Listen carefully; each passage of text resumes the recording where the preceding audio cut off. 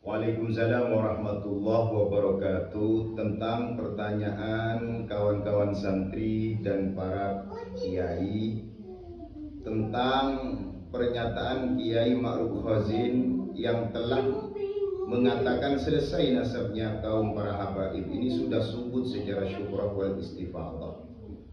Beliau mengutip bahwa nasabnya kaum para habaib ini katanya sudah memenuhi syarat secara kaidah ilmu hadis dan juga kaidah ilmu fikih, bahwa nasabnya Ba'alawi ini subut secara syukrah wal istifadah. Beliau mengutip kitab Majmu' di jilid 20 halaman 262.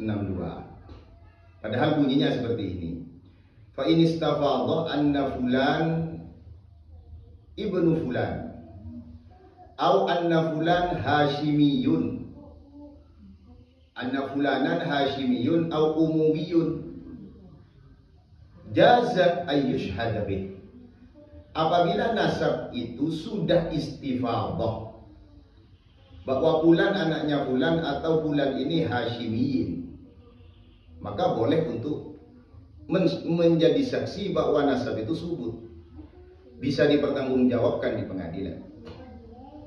Oke, sekarang pertanyaannya, nasabnya kaum para habaib Ba'alawi ini sudah kepopulerannya, kesyuhrannya ini sudah istifadah apa belum? Ini permasalahannya, Kiai. Ternyata nasabnya Ba'alawi ini tidak memenuhi standar istifadah. Tidak istifadah, hanya syuhrah saja. Populer tapi tidak memenuhi syarat istifadah. Kenapa? Karena ta'rif al-mahiyah, definisi daripada istifadah yang telah dicantumkan oleh ulama fikih walaupun dan ulama hadis dan ulama yang lain, bahwa yang dimaksud dengan istifadah itu adalah al-khabarul ladzi tatakaththurat ruwatuhu fi kulli tabaqatin wa lam tasil darajat at-tawatur. Yang dimaksud istifadah itu adalah sebuah kabar yang sudah banyak rawinya fi kulli tabaqatin, di dalam setiap generasi, walaupun tidak sampai kemasyhurannya. Perawinya itu pada haddut tawatur tidak sampai 10. Ada 4 di dalam setiap tabaqat, di dalam setiap tingkatan. Nasabnya Ba'alawi ini kalau dari Ubaid bin Ahmad al-Muhajir atau bin Ahmad al-Abbah, apakah sudah memenuhi standar istifadah? Tidak, ternyata. Karena nasab ini hanya dipopulerkan di abad 9, baru syuhrah di abad 12-an, di abad 10 sampai 12. Begini. Ternyata sebelum abad 19 tidak ada itu kabarnya, makanya itu putus riwayatnya selama 550 tahun. Itu yang disebut oleh ulama terdapat illah qadhihah jarihah. Karena terdapat illah qadhihah jarihah, maka kepopuleran nasabnya kaum para habaib ini tidak istifadah. Kalau tidak istifadah, ya tidak bisa untuk dijadikan syahadah.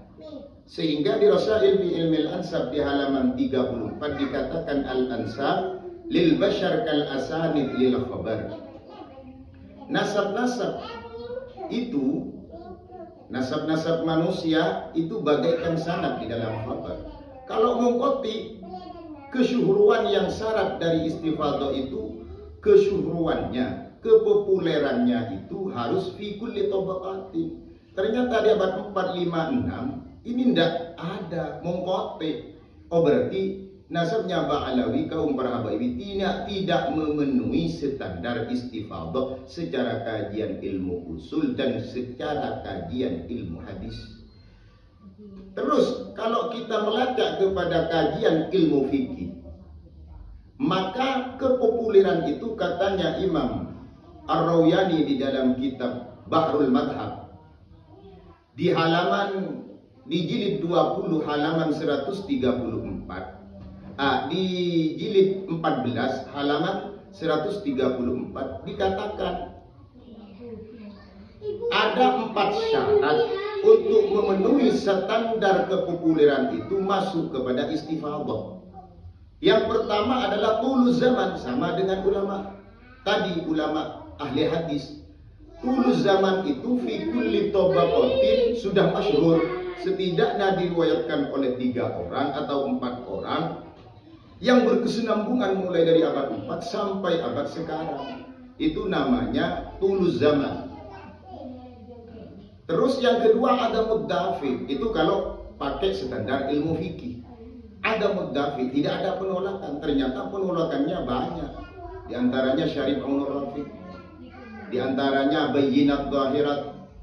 Sehingga syuhra wal istifadah itu di dalam Rasail fi Ilmi al-Ansab dikatakan intifa'ul mu'arada fil umum wal khusus awil wasaik al-bayyinat. Begitu Kiai. Jadi nasabnya kaum para habaib ini tidak memenuhi standar istifadah, baik secara kajian ilmu hadis atau secara kajian ilmu fikih, karena tidak memenuhi syarat.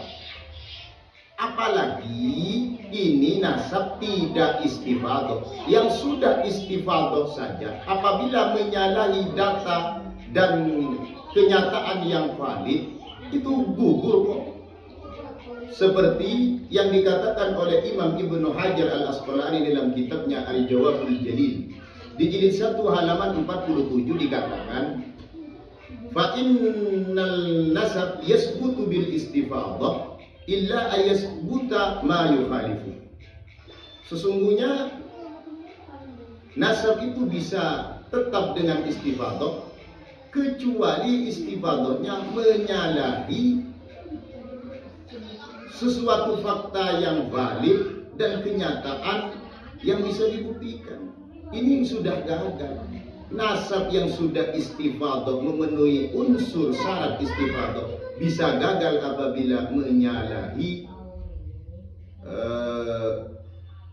kevalidannya, menyalahi kaedah-kaedah yang telah nyata. Apalagi nasab ini sudah batal secara kajian ilmu nasab. Secara kajian ilmu sejarah juga batal, karena di dalam data internal dan eksternal mereka dikatakan bahwa Ubaid dengan ayahnya Ahmad al-Muhajir ini hijrahnya di abad 6 tahun 540, itu dalam kitab mereka dan kitab internal yang lain. Sedangkan Sayyid Ahmad al-Abbah bin Isa bin Muhammad al-Naqib ini sudah wafat di pertengahan abad 4. Ya mustahil lah secara kajian ilmu sejarah. Secara kajian biologi, secara genetika darah, ternyata tidak ada kemiripan dan tidak ada unsur kode-kode yang sama dengan darahnya Ahlul Bait. Tidak ada. Terus secara kajian arkeolog, makamnya kata data mereka di Fathur Rahimir Rahman, di dalam kitab karya Syekh Umar Sahibul Hamra dikatakan bahwa di abad 9 itu tidak ada makamnya Sayyid Ahmad al-Abbah di Husaysyah, itu tidak ada makam. Bahkan di Masyra'ur Rawi wa la yu'raful an illa qabr alawi, tidak ada makam di Husaysyah itu ditemukan, baru dibuat itu. Nah, kenyataan seperti ini kalau pakai syuhra wal istifadah, andaikan sudah lulus istifadahnya, itu tidak memenuhi standar untuk diisbat sebagai nasab yang sahih. Apalagi nasabnya kaum Ba'alawi para habaib ini tidak memenuhi standar istifadah. Begitu saudaraku. Terima kasih.